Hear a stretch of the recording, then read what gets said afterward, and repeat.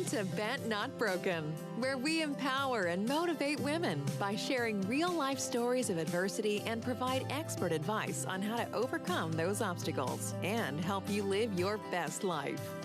Now here's your host, Juanita Kelly. Hello, friends. Welcome to episode 3 of Bent Not Broken. I'm your host, Juanita Kelly. For the past few years, I've created some new goals for myself, one of which was to work on attaining my PhD in psychology, finish writing my memoir, and launching of this podcast. I'm so blessed to share that I have made some serious step forward on attaining all of my goals. One thing that I can say for sure is that this journey has not been easy. I've done a lot of soul searching, and I spent a lot of time with myself and with my thoughts, trying to get to understand who am I and why am I? I know I'm not alone when I ask myself these questions. When I was younger, I thought it would be great if I just had this knowledge of experience and forego the painful discovery process. You know that process when we look within ourselves, that painful process. But that discovery process is what makes the journey worthwhile. We just can't skip it. We have to go through it. On today's episode, we'll be talking about taking that journey of finding who you are with writer and relationship coach Alexandria Thibodeaux. Today's episode is entitled, Who Am I? We'll be right back.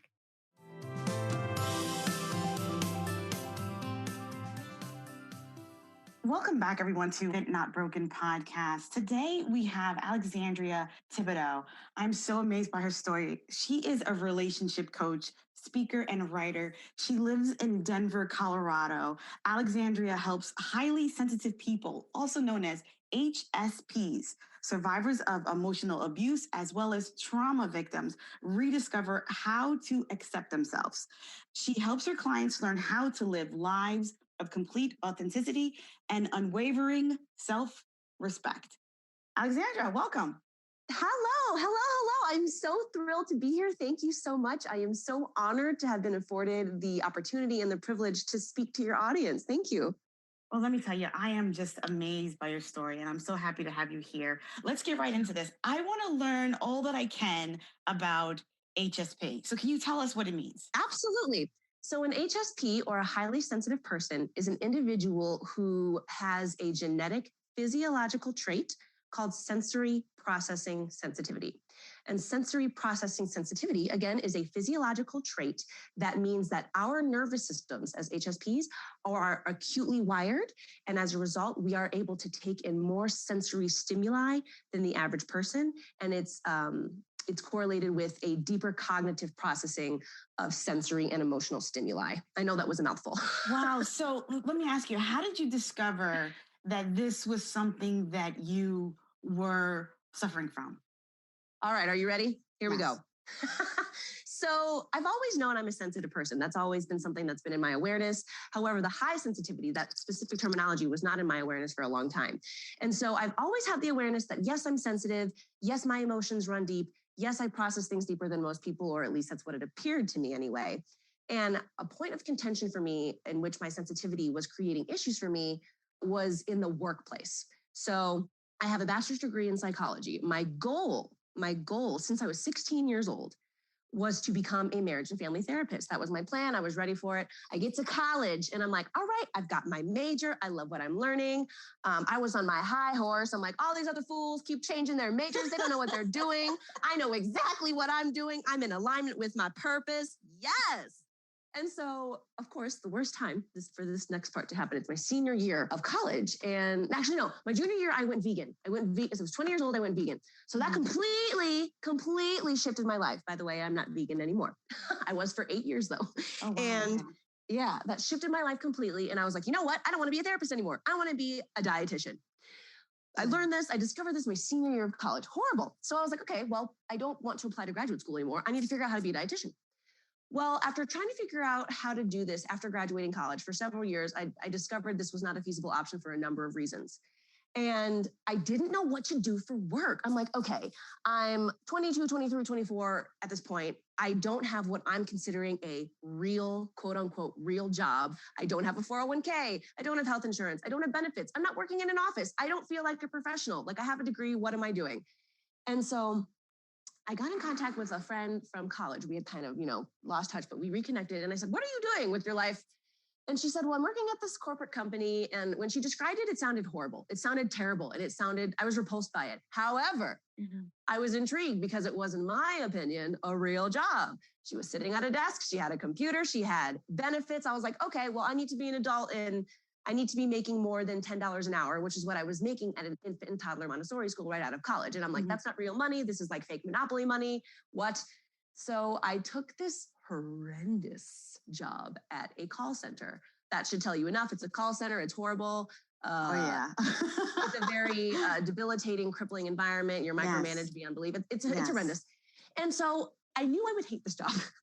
And from day one, and I say this seriously, I was debilitated. I was like, this is so not for me. I am repulsed by this, but I need money. I have bills to pay. Like I need to start a career. Like I just have to get through this. So I climbed the corporate ladder. And after a year, I got promoted. And after another year, I got promoted, making more money, gaining more prestige, doing everything right on paper, but slowly dying inside. And I'm like, I can't leave this job because I don't have any other skills. I'm stuck here. And so I was miserable. And eventually, after lots of back and forth, I gained the courage to quit. Now, at this time I quit my job, I was like, what am I going to do? I need to do something I care about. I'm passionate about animals. Let me go into animal welfare. That pays literally nothing. But I'm like, I need something to fuel me. I can't just have a job that pays bills. I need to contribute to something that's in alignment with my values. And I need to contribute in a way that's going to push the collective forward. I need to do this. So I signed up for this volunteer thing, realized, I cannot do this because compassion fatigue is so real. And I cannot be in an environment where animals are put down. Like I can't do it.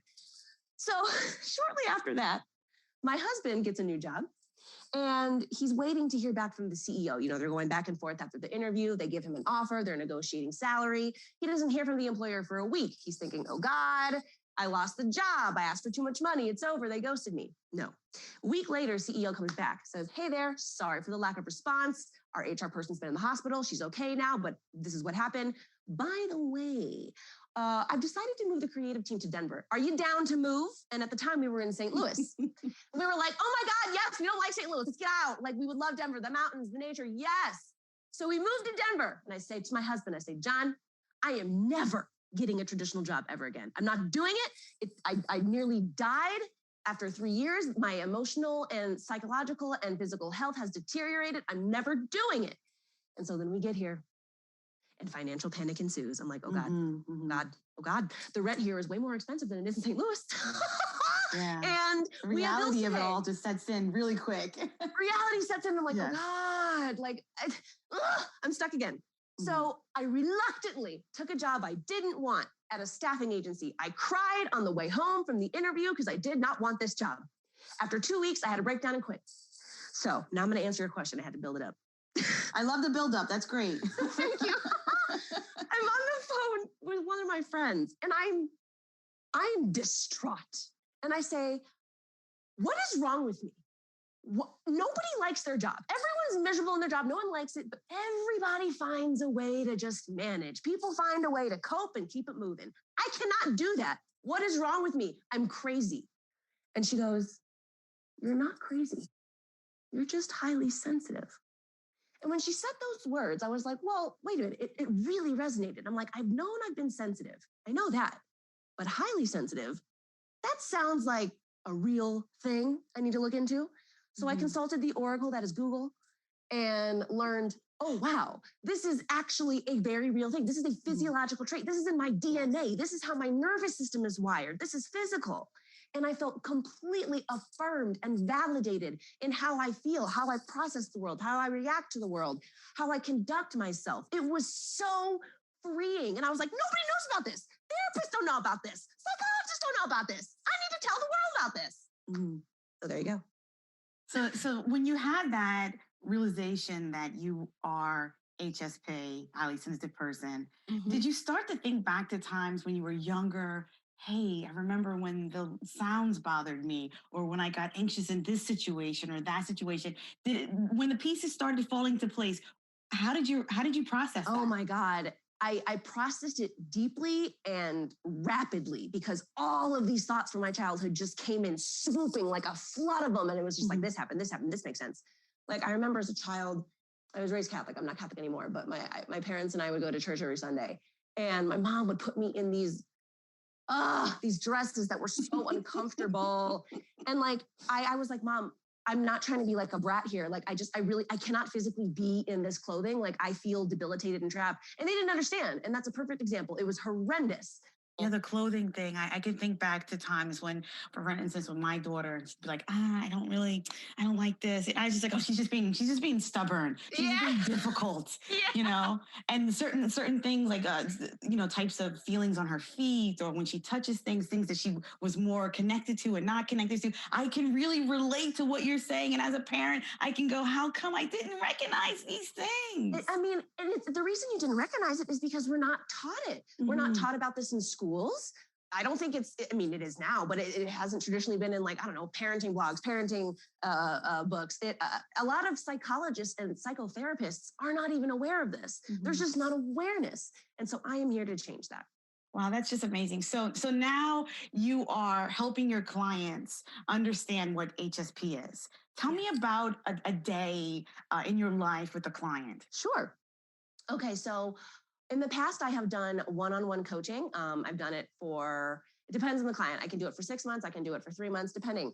And when I work with a client, I help them to truly understand, acknowledge, accept, embrace, and champion their sensitivity. Because once you learn you're highly sensitive, it can be very affirming and validating. And it's like, okay, great. Now I understand myself. But where do I go from here, though? How do I apply this knowledge to my life in ways that are going to abundantly serve me?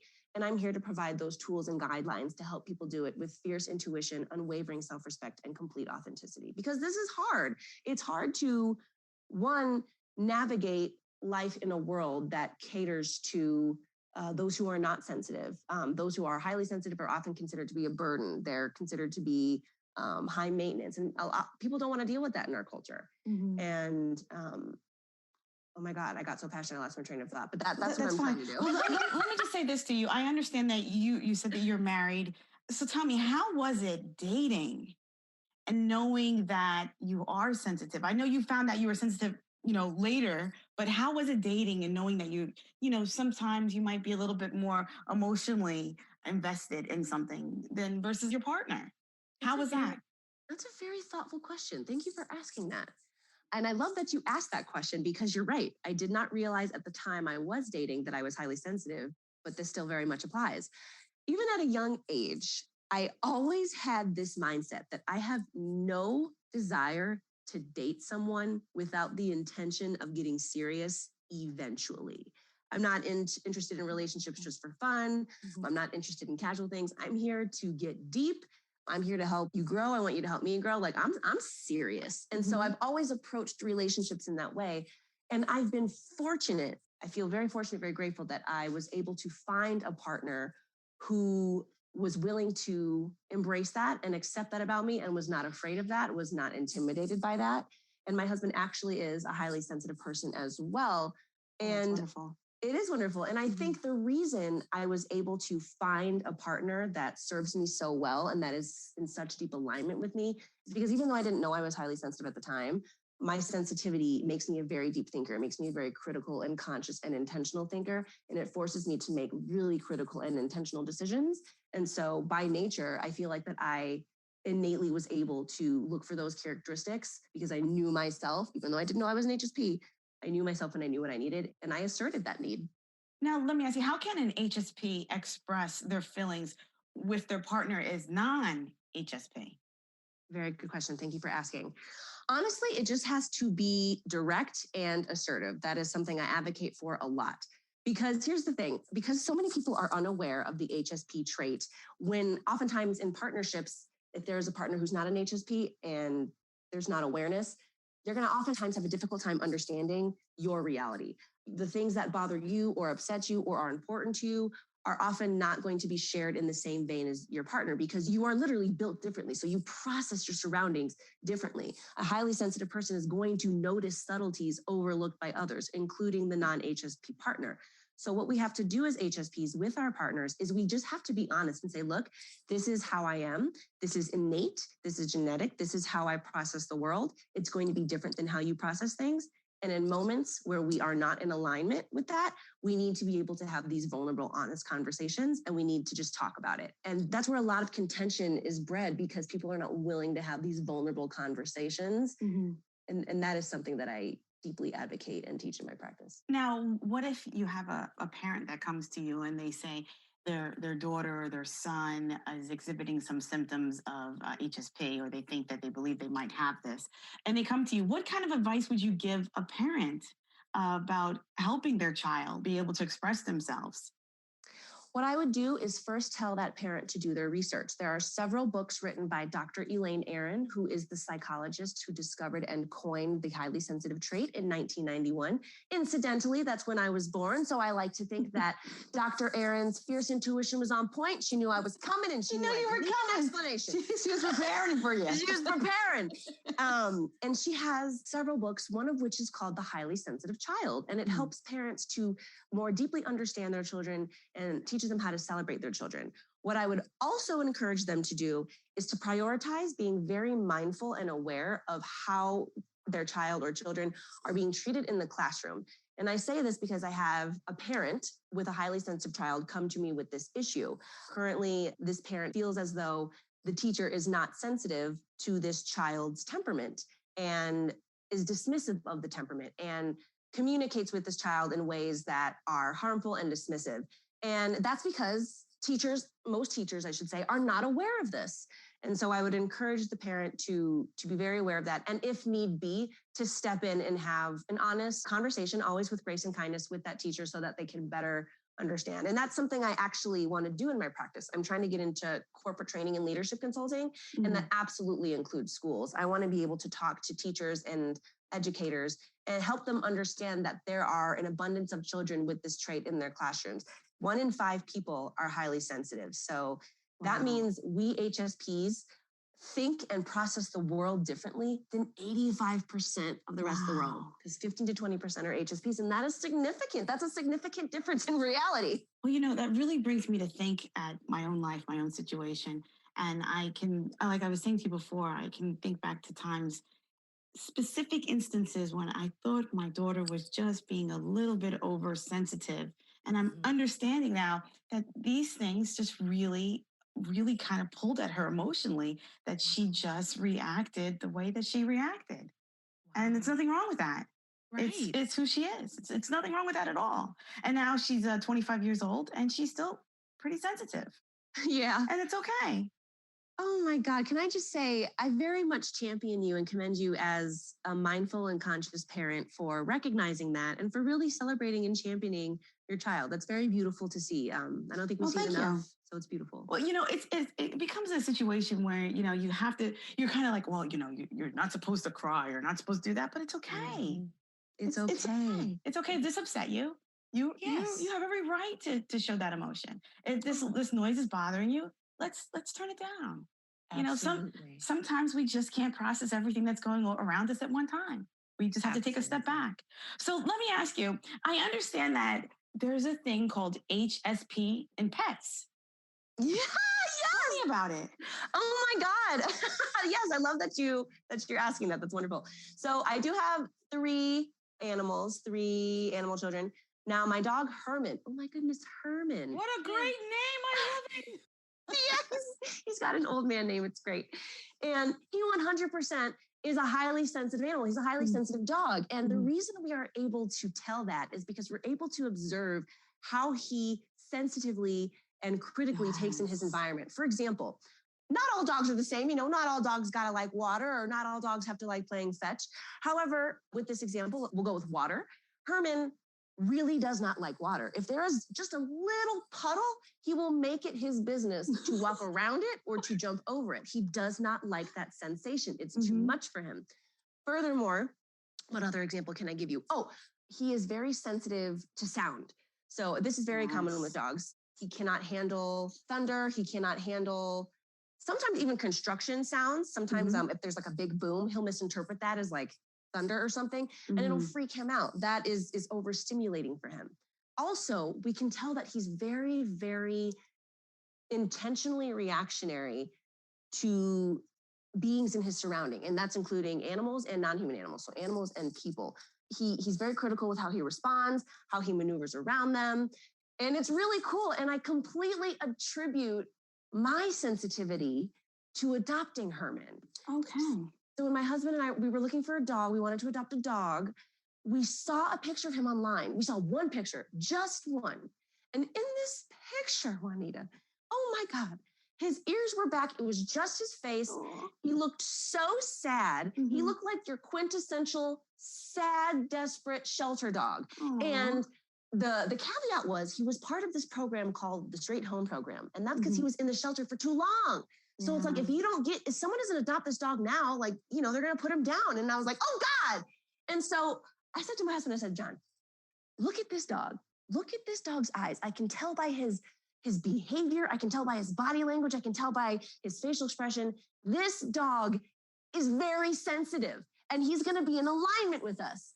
And so we couldn't meet him before we got him. We couldn't meet him. We're in Denver. We had to drive to Colorado Springs to go get him. We could not meet him before we adopted him. So we took a risk. And when we got him, he perfectly fits in with our family. And I totally attribute that to my high sensitivity. That's wonderful. So now he's in your family, and now you have other animals as well. How do they interact with the dog, knowing that the dog is HSP? That's a great question. So Theodore is our boy cat. He pretty much keeps to himself. He's a confident dude. He's not really bothered by Herman. They respect each other's space. Sometimes they have a good relationship. Now Zuni's my little feisty baby. And it took a while for Zuni to be comfortable with Herman because Herman is so incredibly interested. He wants to deeply understand. And that rubbed her a little bit the wrong way. And now they're in a relationship where they play, they cuddle, they snug, they have a good time. But Herman's really intense interest was something that has bothered Zuni. And this is funny. Zuni's a talkative cat. She meows a lot, which is adorable and amazing. She's very vocal. And she has this cute little peep of a meow. And that triggers Herman. Anytime he hears her meow, I'm not sure what's going on. I don't know if he's interpreting it as like the sound of a kiss. Because if my husband and I kiss, he's like, oh God, kissing sounds. I want to kiss. Oh my goodness. Are you handing out love? Aww. And when Zuni makes that little peep, he is very, very drawn to her, very attracted to her. The sounds that she make bring him joy. Wow. So that, you know what, that just tells me that your whole family, from mama to daddy to the small little animals, everyone there is in a cohesive, loving environment. That's wonderful. You know what, Alexandria, you shared some tremendous insights today, and I feel like I learned a lot more about HSP, highly sensitive personality. And I'm so thankful to have learned some more from you. How can our listeners find more information about you online? Ooh, thank you so much for asking. I'm very, very active on Instagram, so y'all can find me there. My handle is @Alexandria Thibodeaux. So I'm very active on there. I also have a tremendous website. It's fabulous. You'll look at it and it'll blow your mind. And shout out to my husband. He is a web developer. He built that from scratch. It is not on WordPress. It is not on Squarespace. He made that from scratch. That's what's up. That's what's up. So you can go check out my website. Also, please go give my podcast a listen. It's called The Library of Alexandria, and it's amazing. Awesome. So we have a lot of different venues to find you at, online, podcasts, everything. You know what? I thank you for joining us today. I really appreciated all the information you gave us, and thanks. Thank you so much. It was my pleasure. Oh, and I wanted to let everybody know, if you're curious, if you're a highly sensitive person, there actually is an assessment that Dr. Elaine Aaron created. So what I'll do, Juanita, is I'll send you the link, but it's hsperson.org, and you can actually take a test. It's about 14 questions. And if you score 12 or 14 or above, you are likely considered an HSP. And I'll be sure to give you the links so you can share it with your listeners. I'm going to take the test. I want to know. Ooh, I love it. Okay, cool. I want to know. All right. Well, thank you very much for joining us. You're welcome. Bye-bye. Right then, bye.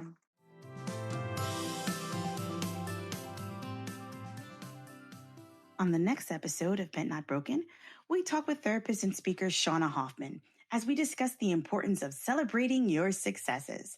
Thank you all for joining us. We'll see you next time. Bye for now. This has been Bent Not Broken with Juanita Kelly. Thanks for listening. You can find us online at www.bentnotbroken.co, all major podcast platforms and YouTube. Be sure to follow us on social media at Bent Not Broken Podcast.